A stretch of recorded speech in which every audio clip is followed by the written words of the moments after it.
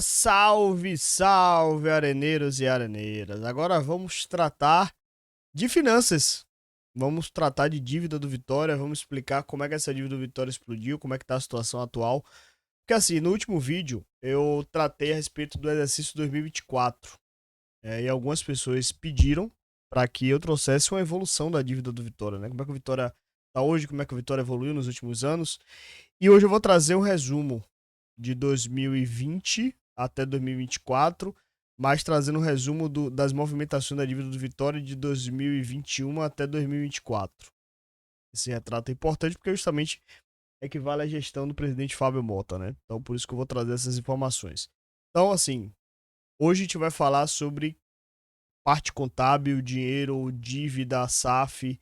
Então, é essa a informação do vídeo.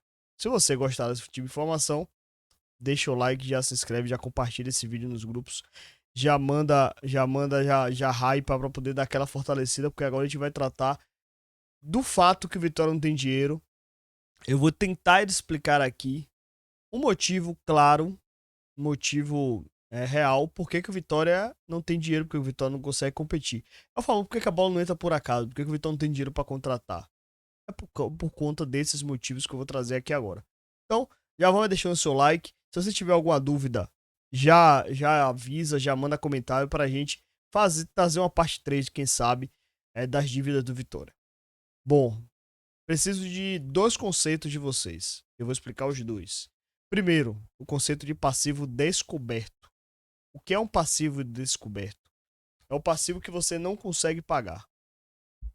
Ou seja, imagine que você tem uma casa e que nessa casa você tem que pagar todo mês luz, água, telefone, gás, internet. Você precisa pagar isso para poder sobreviver. É óbvio. Só que você tem uma dívida lá no cartão que você não paga. Então você tem todo o seu custo de vida. Se você juntar tudo que você tem de grana, juntar todos os seus passivos, ou seja, todas as suas contas mensais, mais aquilo que você deve a mais, você tem um dinheiro ali que você não tem condição de pagar. Esse dinheiro que você não tem dinheiro para pagar se chama passivo descoberto. O passivo descoberto do Vitória hoje é de 274 milhões. Aí, algumas pessoas falaram nos comentários dizendo: Ítalo, a dívida do Vitória não é de 274, a dívida do Vitória é de 628. Sim, foi registrado em passivo isso, foi registrado em balanço isso. Porém, existe um grande ponto aí a ser considerado. Dentro dessa dívida de 628 milhões, existe uma linha contábil chamada de receita a realizar. O que é esta receita a realizar? Esta receita a realizar é o valor da Globo, dá um total de 300 e poucos milhões de reais. É uma receita que o Vitória tem para receber de longo prazo, o Vitória ainda não recebeu, mas entra como se o Vitória já recebesse. É basicamente contábil. O Vitória não tem realmente esse dinheiro. Tem lá uma parte de longo prazo, uma parte de curto prazo, entra como receita realizável, por isso que o valor só é para 628 milhões. Só que, na verdade, o passivo descoberto do Vitória, aquilo que ele não tem condição de pagar, é 274 milhões. Ponto. Só que dentro dessa dívida, você tem as dívidas de curto prazo e as dívidas de longo prazo. A dívida de curto prazo é aquela que pressiona o clube. Ou seja, além de tudo que você tem que pagar durante o ano, pagar água, luz, telefone, salário de jogador, salário do setor administrativo, bolsa para o menino da base, despesa com viagem, tudo do clube, você precisa pagar para o clube funcionar. Além disso, você tem que separar um dinheiro para poder pagar as dívidas. E aí que mora justamente o perigo. Aí é que que o Vitória reclama que não tem dinheiro porque o caixa está pressionado. Ou seja, o Vitória não consegue gerar receita suficiente para poder pagar essa dívida de curto prazo. Ela até reduz, diminui, mas é uma dívida que pressiona o cargo. Que pressiona o cargo, não pressiona o clube. Então, eu vou explicar essa movimentação de dívida que foi aconteceu de do ano para o outro, explicar os motivos, explicar a movimentação de perfil que foi feito. E aí, depois a gente vou falar sobre SAF também, como é que a SAF pode ajudar nessa questão de dívida, como é que, além da questão do investidor, que é que basicamente todo mundo olha, como é que a SAF pode ajudar o Vitória nessa questão de dívida? A SAF vai chegar e botar um valor de 274 milhões no caixa do Vitória simplesmente para poder evaporar tudo? Não necessariamente. Ela pode fazer de outro jeito. Então, vou tentar também já começar a tratar sobre SAF aqui no canal e começar a falar sobre dívida antes, para saber essa que é a diferença, né? A Vitória tem um patrimônio? Tem. Um patrimônio muito valioso, mas também tem dívida. Como é que isso impacta? Então, a gente vai começar a tratar sobre SAF aqui no canal, os conceitos, quais são as ideias, modelos, trazer gente de fora que tenha conhecimento de SAF para poder falar aqui no canal, para trazer informação para o torcedor. É isso que a gente vai fazer hoje. Então, se você não gosta desse tipo de vídeo contábil, tente assistir, que eu vou fazer da forma mais didática possível, para que você entenda justamente isso. Por que a bola não entra por acaso, por que eu tenho que cobrar o dirigente, por que. Enfim, você precisa entender essa parte. Vamos lá. A situação não é das mais bonitas. Já, já, já teve pior, mas a situação não é das mais bonitas. Seguinte, a dívida do Vitória, ela sai de 151 milhões para em 2020 para 274 milhões em 2021. Não é a maior dívida que o Vitória já teve, a maior dívida é a atual, 274. Só que existe um motivo para que essa dívida tenha explodido tanto de um ano para o outro. E é justamente isso que eu vou explicar. Por que a gente começa a partir de 2021? Porque 2021 é o último ano da gestão de Paulo Carneiro. Depois disso, o Fábio Mota assume. Então eu vou explicar esse contexto geral aí, esse processo geral. Não levei em consideração o valor que estava no último relatório da auditoria independente do clube deste ano. Por quê? Esse relatório ele não traz o perfil da dívida, como atualmente, ele não atualiza o valor de acordo com o perfil da dívida, ele traz o valor bruto. No valor bruto, se bem me lembro, está 210 milhões, por conta de termos de reclassificação. Mas eu estou trazendo os valores da época, dos relatórios da época, que lá traz os perfis da dívida do Vitória, ou seja, como é que estava a dívida do Vitória naquele momento. Por isso que eu estou trazendo esses valores. Mas em termos de evolução nos últimos anos, está praticamente batendo igual. Então vamos lá. O que foi que aconteceu de 2020 para 2021 para que essa dívida do Vitória exploda? Bom, 2021, temos que lembrar o contexto esportivo. Vitória estava na Série B, estava com a queda de receita e num momento de gestão nebuloso. Momento de gestão extremamente instável, politicamente, inclusive. Na época, havia pressão da oposição para que se tirasse o presidente Paulo Carneiro, porque já existiam algumas denúncias que depois eu não me lembro se foi confirmadas ou não, aí realmente, questão de memória, eu não vou lembrar. Quem souber, comenta aqui nos comentários. Mas existia ali política, existia já algumas questões de termos de gestão financeira já para o presidente Paulo Carneiro. Na prática, o que foi que aconteceu? Na prática, o Vitória, essa dívida explode de 151 para 272 por conta de três motivos. Quatro motivos, na verdade. O primeiro motivo, o Vitória deixou de pagar encargos. Ou seja, o Vitória tinha encargos normalmente que você tem que pagar. IPTU, imposto de renda, enfim, tudo isso. Profut. Então, Vitória tinha que pagar isso todo mês. Deixou de pagar. Quando você deixa de pagar, aí puxa o segundo motivo, que são dívidas renegociadas. Essa dívida, você deixa de pagar, ela vira automaticamente uma dívida de curto prazo. Você precisa arrumar o dinheiro para poder quitar. Ela não dá muito prazo para você, você deixou de pagar aqui, mas sei lá, daqui a 6 meses você paga. Não, você tem que pagar dentro do mês. Isso gerou uma pressão no caixa do Vitória. Porque o Vitória sai de uma dívida controlada, de 70 milhões de curto prazo, 70 milhões de longo prazo, estável. Não era pagável, mas era uma situação estável.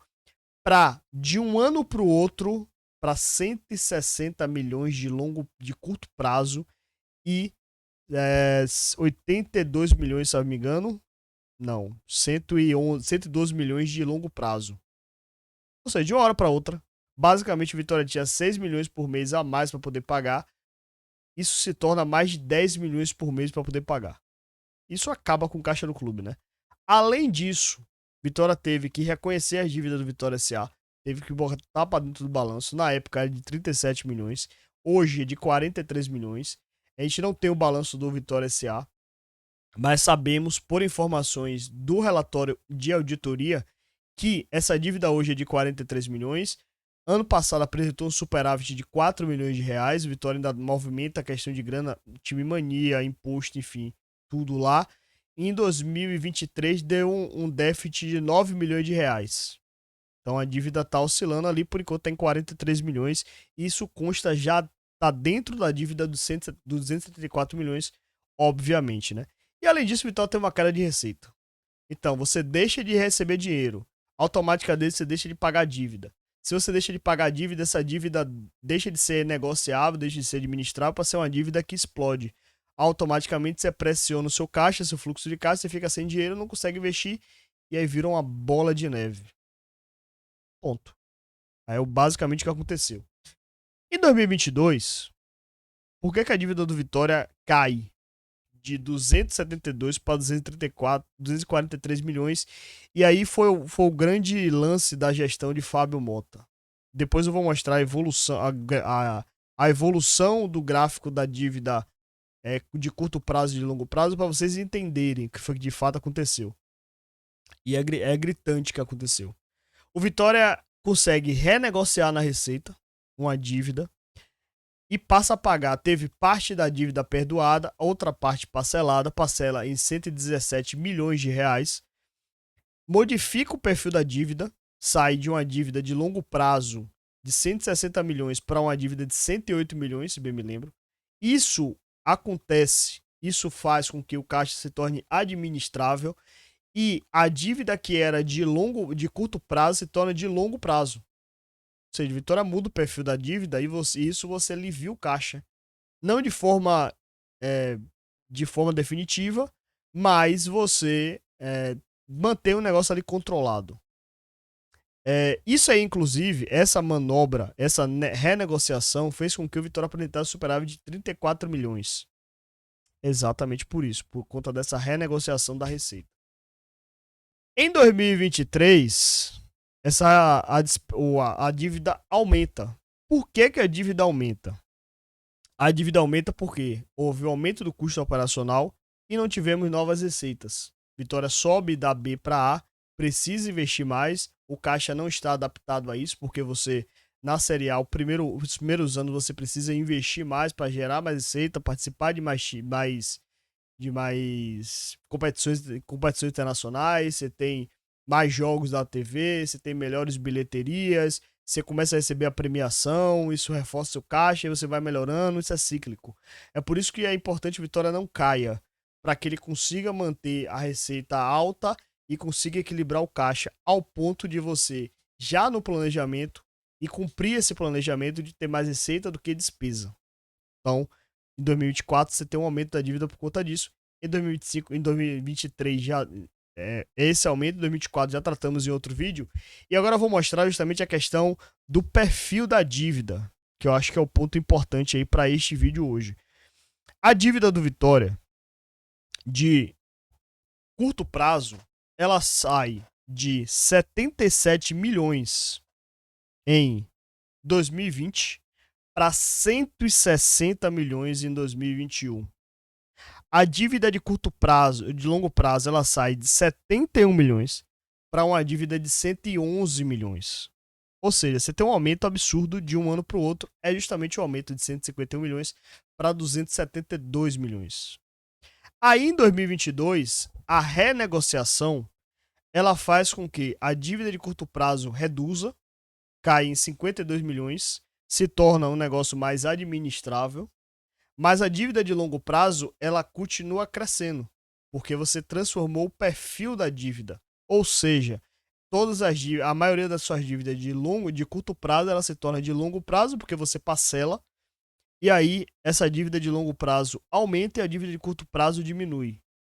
Em 2023, você tem novamente um aumento de longo prazo e uma redução de 10 milhões ali de curto prazo. É uma redução administrável diante do balanço dos outros anos. Em 2024, você tem um aumento ainda maior de longo prazo e curto prazo. A dívida que basicamente o Vitória aumentou foi de questão de fiscal, enfim. E isso é uma dívida de longo prazo que você vai parcelar. Então você tem um aumento de longo prazo e uma redução na dívida de curto prazo. Se a Vitória conseguiu pagar, reduzir aquele passivo que era antigo. Então a Vitória está fazendo esse controle, ou seja, está cada vez mais reduzindo de curto prazo ou mantendo controlado, porém a de longo prazo ela está aumentando. E aí é que mora o perigo. Porque em algum momento, essa dívida de longo prazo ela pode se transformar numa dívida de curto prazo. Ou seja, você pode chegar em algum momento que esse perfil se modifica e você cai no ciclo anterior. É por isso que o Vitória precisa gerar novas receitas, é por isso que o Vitória precisa ficar na Série A. Exatamente para poder evitar que essa dívida de longo prazo se torne de curto prazo e você não consiga pagar essa dívida. E é por conta disso também que essa dívida de curto prazo você não consegue pagar tudo. Porque você paga de um ano ou renegocia desse ano, transforma ela de longo prazo, só que aquela dívida que anteriormente era de longo prazo se torna de curto prazo.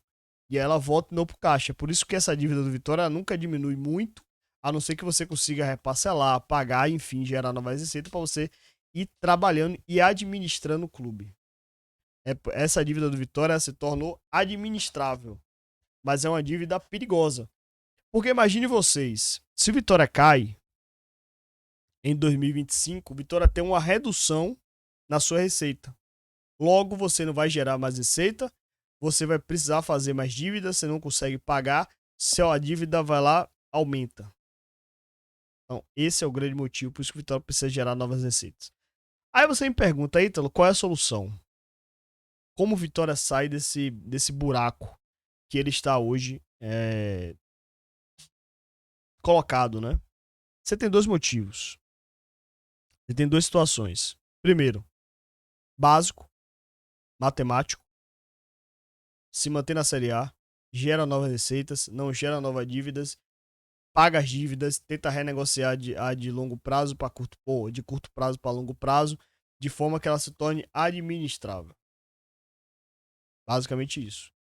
Manter na Série A, aumenta a receita, não aumenta a dívida e vai pagando essa dívida, né? Só que a SAF, ela pode fazer com que o caixa do Vitória se alivie. Qual é a questão da SAF? É que muitas vezes a gente só se apega à questão do dinheiro na compra de jogador, colocar dinheiro no clube. A gente se apega muito nas contratações, jogadores de nome. Só que tem um viés na SAF que ela pode ajudar o Vitória, como um aporte imediato de grana, que aí você consegue pagar as dívidas mais urgentes, você consegue reduzir de curto prazo, alivia o caixa. Se você tem uma geração de receita e você paga as dívidas de curto prazo, é como se você pagasse um Serasa e você fica tranquilo. E aí você passa a poder gerir esse caixa de forma melhor. Você pode renegociar essa dívida de longo prazo. O Vitória já está fazendo isso, inclusive. O Vitória está fazendo recuperação judicial, para quem não sabe.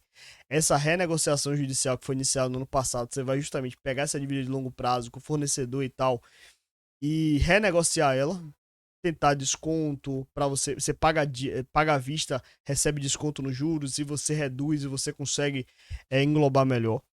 Além da questão da renegociação, para mim é muito mais importante do que a injeção de dinheiro. Você traz uma gestão profissional para o clube, ou seja, você deixa de ser um clube com práticas amadoras e passa a ser um clube com prática profissional.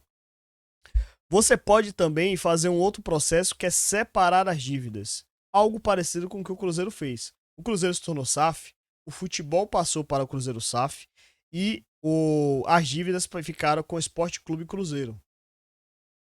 A SAF tem obrigação de mandar um determinado valor de receita para a associação para pagar suas dívidas. E isso tudo é negociado em contrato. Ou seja, você tem lá uma dívida de 114 milhões. Vamos pensar aqui de forma bem hipotética para o torcedor entender. O Vitória, por exemplo, chega um investidor e diz, meu plano de investimento é, sei lá, de 500 milhões de reais.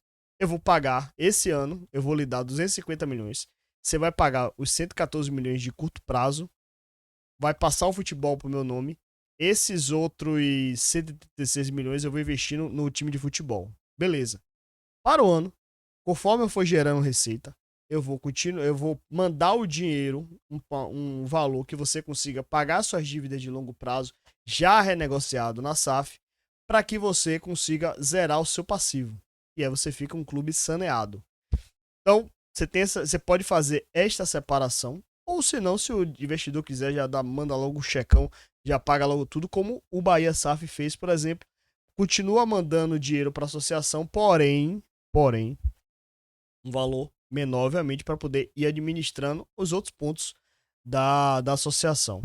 E, obviamente, você consegue gerar mais receita. Se você tem investidor internacional, você tem receita internacional, enfim, você consegue trabalhar.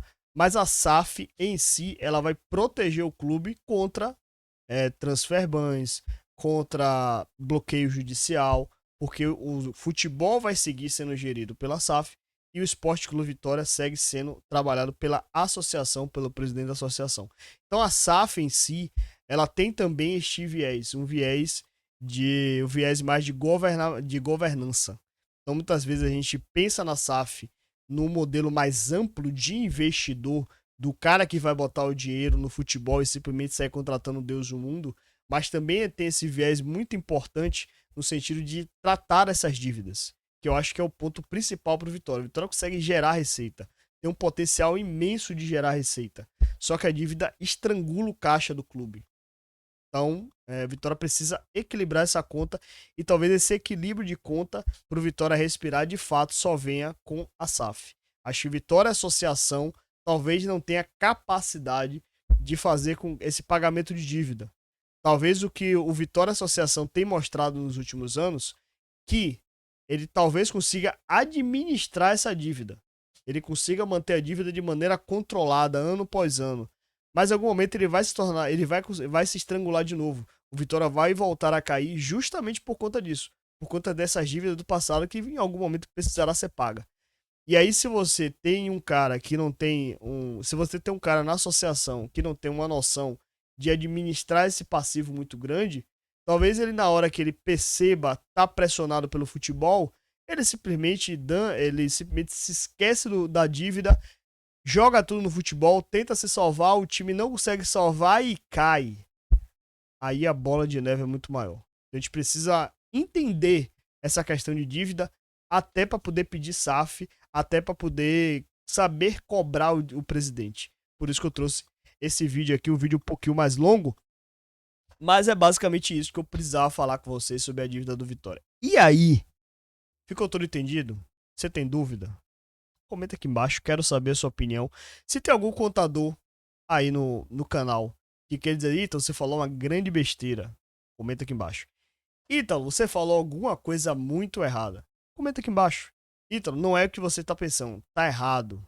Comenta aqui embaixo. Ou então você simplesmente elogia, né? Às vezes um elogio é bom, é bom, é legal, motiva. Então, comenta aqui embaixo, pô.